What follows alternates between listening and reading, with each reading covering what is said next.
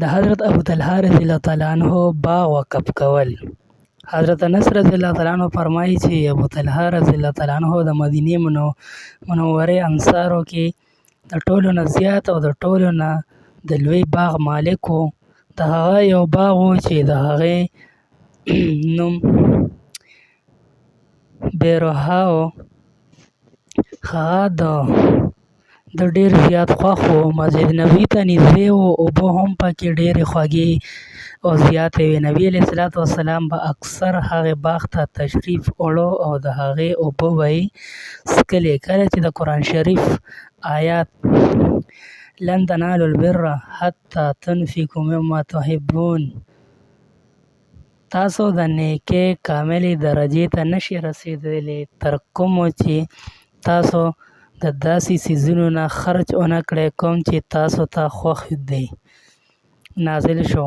نو ابوطلحه رضی الله تعالی عنہ د نبي علیه الصلاة والسلام په خدمت کې حاضر شو او عرض یې وکړو چې ما ته خپل باغ بیروحه د ټولو نه زیات خوښ دی او د الله تعالی ارشاد دی چې خوښ مال د الله تعالی په لار کې خرج کوئ. په دې وجه هغه د الله تعالی په لاره کې ورکوم. تاسو چې څنګه مناسب ګڼئ هغه خرج کړئ. نبي علیه الصلاة والسلام ډېر زیات خوشحاله شو او ویې فرمایل چې ډېره ښه مال دی. زه دا مناسب ګڼم چې دا په خپلو خپلوانو کې تقسیم کړه.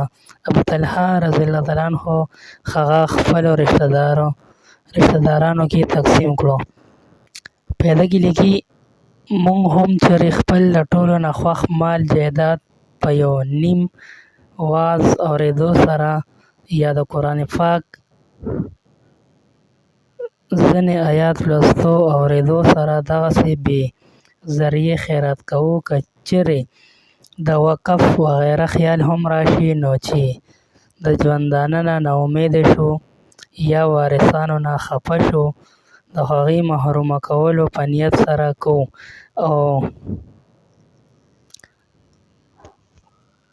کلونه دې سوچ کې لګوو چې څه طریقه داسې پیدا شي چې زما په ژوند کې خو زما په کار راشي. وروسته چې څه وي هغه دې کېږي. البته که د نوم او ښودنې څه څیز وي، د واده کوژدنې څه مجلسونه وي، نو د سود قرضې نه هم انکار نه کوو.